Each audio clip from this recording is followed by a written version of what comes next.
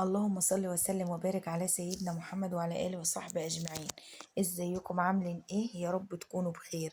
يوم جديد وفيديو جديد، يا رب ينول إعجابكم. بصوا بقى النهاردة هنعمل ايه.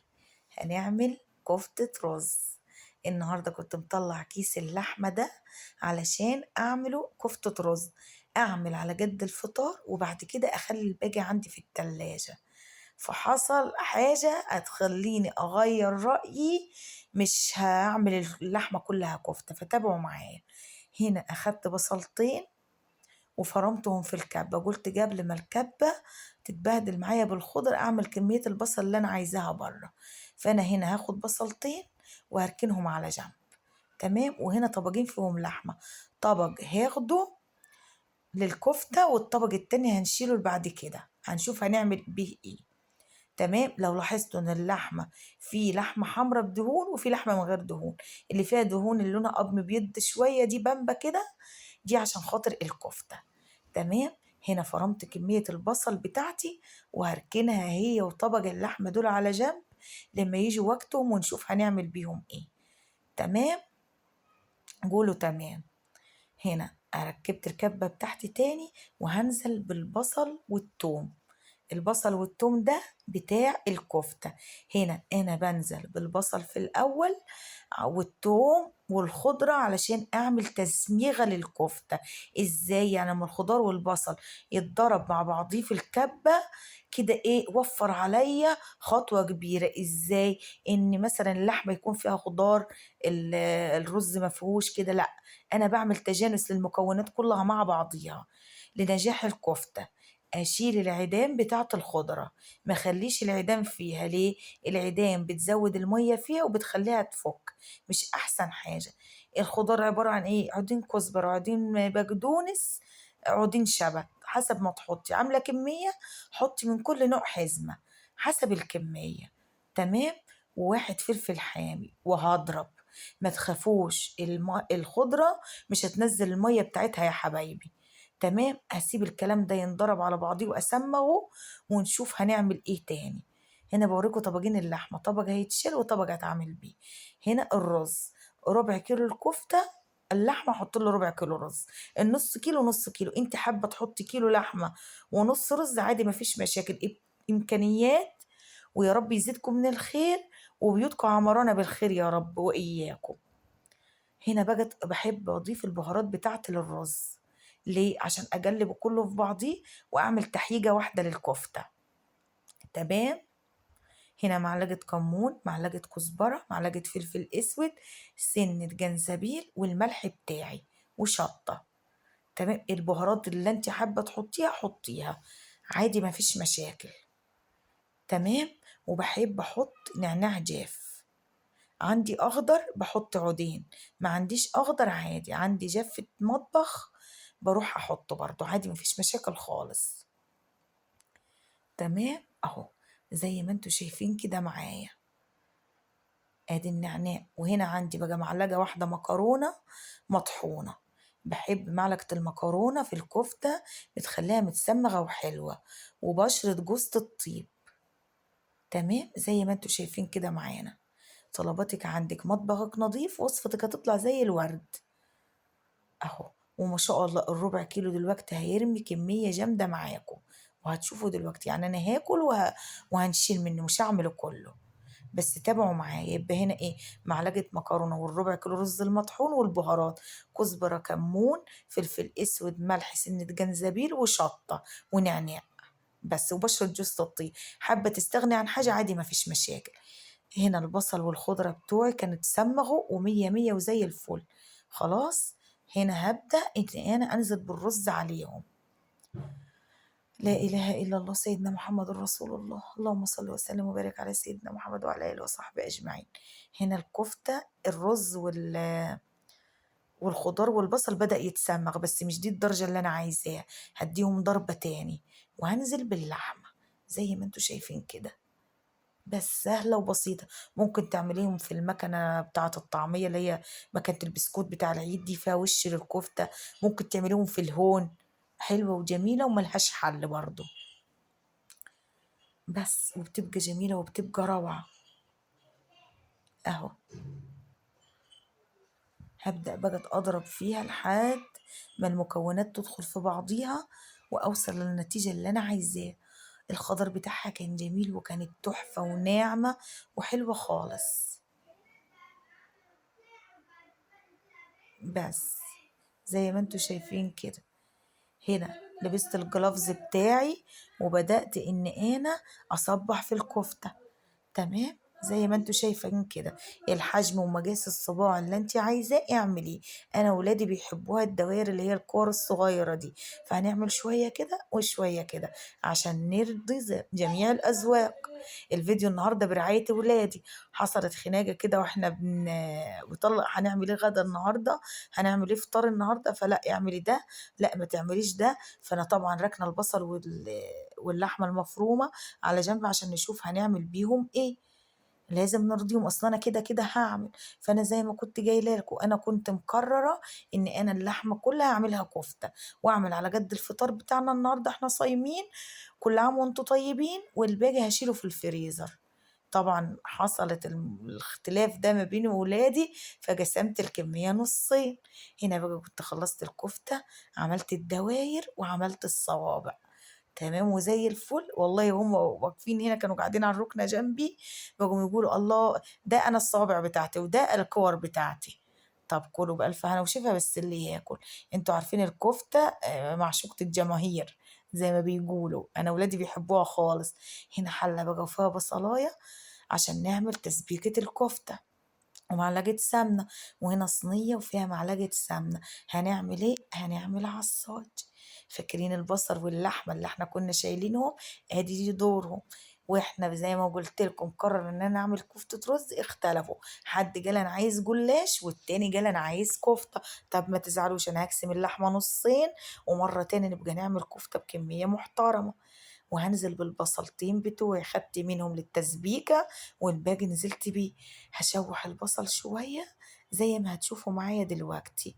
وقبل ما انزل باللحمة هكون ضايفة على البصل معلقة الملح بتاعتي ومعلقة السكر عشان يسرعولي عملية ايه التتبيل بتاعه. ادي اللحمة هي نزلت بيها زي الفل وجميلة وحلوة ونظيفة، لحمة مغسولة ومتقطعة وزي الفل ومفرومة اهو. زي ما انتوا شايفين، ايد هنا وايد هنا، بعصج اللحمة وفي نفس الوقت بسبك للكفتة. تمام. هنا اللحمة بدأت معايا ان هي تفرول اهي وخلاص داخلة معايا في السوا. طب انت الجلاش مش بتحط له طماطم؟ لا ما بحبش الطماطم فيه، بعمل هو كده لحمة بيضة كده حلوة بتبقى جميلة. هنا البصلية بتاعتي كانت اتسبكت، هصفي الطماطم عليها وهغطيها. تمام. والعصاج بيتسبك معايا زي ما انتوا شايفين اهو. فيديو سهل وبسيط ولذيذ. وما تنسوش الاشتراك في القناة وتفعلوا زر الجرس يا حبايبي، فضلا وليس امرا عشان عيلتي تكبر بيكم. تمام اهو.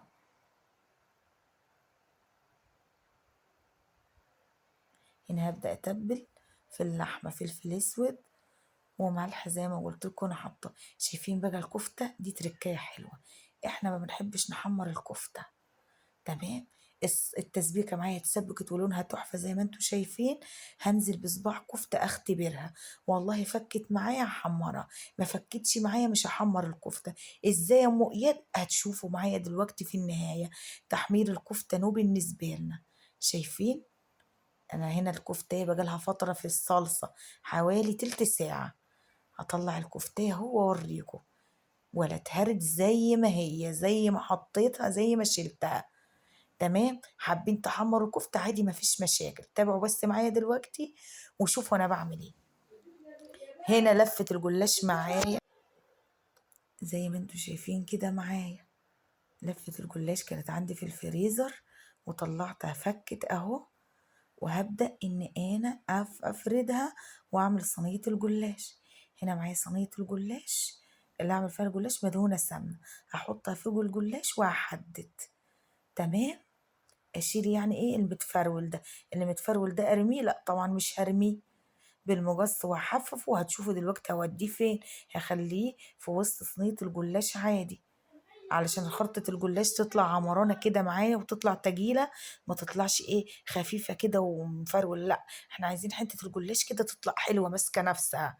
تمام. فهظبط لفة الجلاش وهبدأ أسحب الصينية بتاعتي وأرصها عادي، مفيش مشاكل. هقسم اللفة نصين، نص تحت ونص فوق وطبقة اللحمة في النص زي ما أي حد بيعمل. بس زي ما قلت لكم انا ما كنتش ناويه على جلاش خالص النهارده، ما كانش فيها جلاش خالص، بس قلت اذا كانت ابني طلب خلاص هعمله. بصيت في الفريزر لقيتها. هنا بقت الشرايط اللي كانت طالعه معايا الزيادات، هبدأ ان انا ارصها في النص كده زي ما انتوا شايفين معايا. احنا مش بنرمي حاجه حرام، العيشه غاليه والاسعار في الطالع، فاللي هو ايه لا مش هنرمي. هنا كنت رصيت، هبدأ اخد خليط اللحمه وهنزل بيه.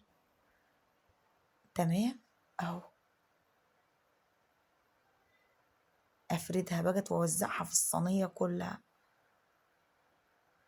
اديني فردتها ووزعتها في الصينيه كلها. هاخد بقى بقيه الاطراف عليها وانزل بقى بكميه الجلاش.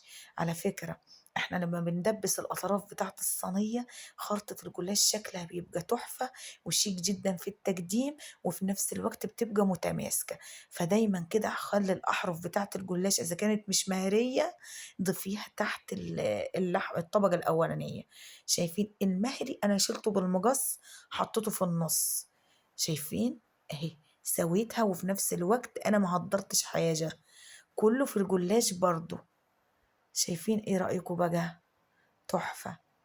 ظبطيها واعمليها عادي مفيش مشاكل، وكله مع السوا مش بيبان ومفيش حاجة بتبان. اديني حففت صينية الجلاش بتاعتي وظبطتها. ابدأ بقى ان انا اقطعها. شايفين قد ايه متماسكة، مش متبهدلة، حلوة خالص. قطع بقى التقطعات اللي انت تحبيها. تمام. حابة تعمليها في صينية مدورة ومثلثات مفيش مشاكل، حابة تعمليها زي كده مربعات مفيش مشاكل، التقطيع اللي تحبيها اعمليها. وبألف هنا وشفا على قلوبكم. ادي صينية الجلاش معايا زي الفل. هنا بقى ما بحبش انا امسك الفرشة وعلى كل رجاجة احط معلقة سمن او دهنة سمن، لا بحسها تقيلة.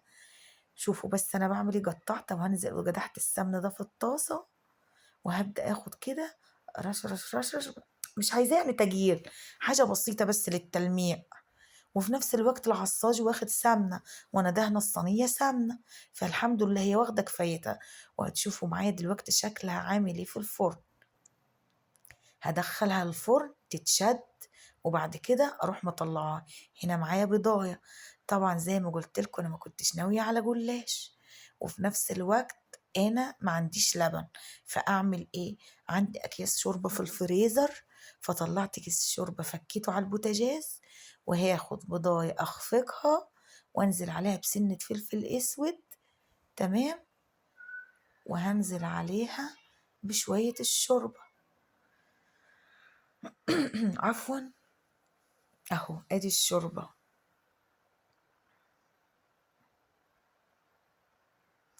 واضرب بقى كده لحد ما الخليط يمتزج في بعضه. اهم حاجة اضرب البيضة كويس عشان ما اطلعش الجلاش من الفرن الاقيه واخد البياض كده في مكان والصفار في مكان، لا مش احسن حاجة دي. اضرب كويس، يا اما مش هيطلع معاكي اضربوهم في الخلاط او بهاند بلندر لو عندك. اخفق فيه كويس لحد ما تضيع اثار البيضة. شايفين انا اهو شغالة بايديا وبضرب برضو. صينية الجلاش كانت دخلت الفرن اتشمعت وطلعت. تمام. حابة تحطيه ني عادي مفيش مشاكل. هنزل عليها بالخليط البيض واللبن او الشوربة والبيض، مفيش مشاكل عادي. وابدأ ان انا اوزع في الصينية كلها زي ما انتوا شايفين معايا كده. بس. واروح مدخلاها الفرن في التوقيت اللي انا خلصت فيه الكفتة كانت على النار والكلام ده كله. شايفين الجلاش بقى معايا في الفرن رافع وعالي وجميل وبسم الله ما شاء الله عليه، ولا حول ولا قوة الا بالله. كانت اتطلبت مني صينية كيكة، رحت عجنتها ودخلتها الفرن، وهي بسم الله ما شاء الله ولا قوة الا بالله عليها. فايتة الصينية الله اكبر. تمام. هنا بقى كنت هجلب صينية الكيكة معاكم. انا ما شاركتكوش عشان احنا عملنا كيكه كتير مع بعض، بس دي كانت اتطلبت مني فقلت يلا بالمره وانا واقفه اعملها. تمام. اهو شايفين؟ ايه رأيكم بقى؟ تحفة وما شاء الله لا قوة إلا بالله. واحد اتنين تلاتة، ما شاء الله لا قوة إلا بالله. طريقة ناجحة وكيكة حلوة وروعة، وبسم الله ما شاء الله لا قوة إلا بالله. وخلع من الصينية والله أكبر عليها. هنا كانت استوت معايا الكيكة وبقت اسفنجية وزي الفل. وفي نفس الوقت الجلاش بتاعي خد اللون الجولد التحفة اللي هتشوفوه معايا. شايفين؟ ايه رأيكم بقى؟ على الشبكة من فوق ولا شواية ولا غيره. أحلى جلاش ده ولا ايه؟ وأحلى كيكة دي ولا ايه؟ بس وده بالشوربة زيه زي اللبن. ممكن تعمليه بالفراخ، ممكن تحشيه جبن، ممكن تحشيه كبد وجوانس عادي مفيش مشاكل. هنا بقى كنت رحت القرآن، جيت من القرآن لقيت ماما بتسقط الكفتة، قالت لي أنا لقيتك اتأخرتي والمغرب خلاص فسقطت الكفتة. شايفين؟ هنا بقت ماما سقطت الكفتة، قلت ايه هوريها لكم. هعمل ايه دلوقتي؟ هتشوفوا هعمل ايه معايا.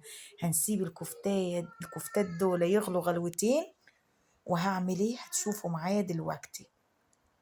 تمام، انا لقيت ماما سقطت الكفته وعملت السلطه اهو. هنا بقت الكفته بدات ان هي داخله في السوا معايا 3/4 سوا. هاخد منها كبشتين في حاجه بره. وبقيت الكفته هعمل ايه فيها؟ اولادي مش بيحبوا الكفته بصلصه، مع انها هي كده كده اهو بصلصه، بس اهو كيفهم كده. مع ان انا اغرف لهم في اطباق ويغمزوا بعيش او يخلطوها على رز ابيض او مكرونه محمره او لا، ممنوع. اعمل ايه؟ رحت شلت الماما وليا طبق مكرونه بصلصه، وبقيت الكفته زودتها شويه شوربه او ميه. تمام. وهعمل ايه؟ هسيبهم يغلوا مع بعض، وهنزل عليهم بايه؟ بكيس مكرونه. تمام اهو زي ما انتوا شايفين. ايه رأيكم بقى؟ يبقى انا كده عملت الكفتة بصلصة وعملت كفتة بالمكرونة، وفي نفس الوقت هو كله كفتة. ده كان فطارنا النهاردة، وكان سهل وبسيط ولذيذ. وكنت ناوية على كفتة، أصبحت كفتة ومكرونة وجلاش. فاللهم لك الحمد والشكر. يا رب يديمها علينا نعمة ويحفظها من الزوال يا رب. ودايما بيوتنا وبيوتكم عمرانين بالخير. أهو زي ما انتوا شايفين كده معايا، ولا أروع من كده. غلوة وهروح طافية عليها وهتستوي على البخار. وادي دول اهم، كنت ولعت عليهم النار ووطيت عشان يكملوا. ايه رأيكم بقى النهاردة في الفيديو بتاع النهاردة؟ سهل وبسيط وجميل وحلو خالص. هنا بقى ايه؟ حان الآن أذان المغرب وهنقدم الأكل. شايفين؟ ايه رأيكم بقى؟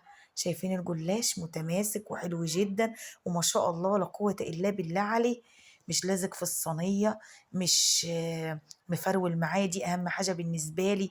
مش محروق، البيض مش باين فيه. كلها دي تركات حلوة. ادينا غرفنا الجلاش، تعالوا نشوف المكرونة اهو.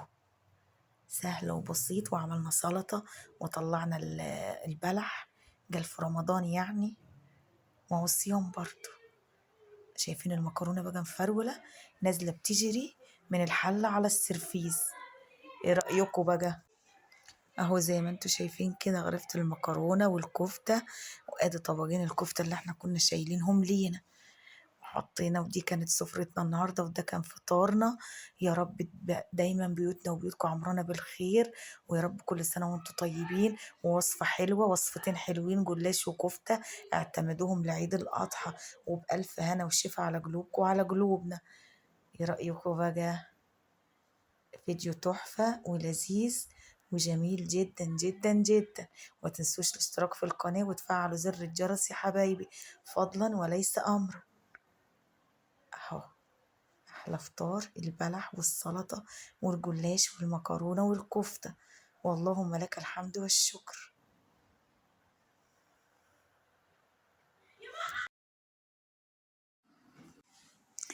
طبعا انا كنت جايبه خضار علشان خاطر اعمل الكفته. ايه، احنا داخلين في الصيف، والصيف الخضره بتبقى فيه محروقه من الحر، فياريت كده وانت في السوق بتشتري خضار تجيبي ب 30 جنيه 40 جنيه خضره وتقطعيها وتحطها في الفريزر. انا هنا كنت غسلتها ونشفتها على فوط المطبخ وخرطتها، وقلت ايه اكيسها واحطها في اكياس في الفريزر، فقلت اشارككم المقطع ده علشان حلوه وجميله، وده كان شكلها تمام. وأترككم في رعاية الله وأمنه، والسلام عليكم ورحمة الله وبركاته.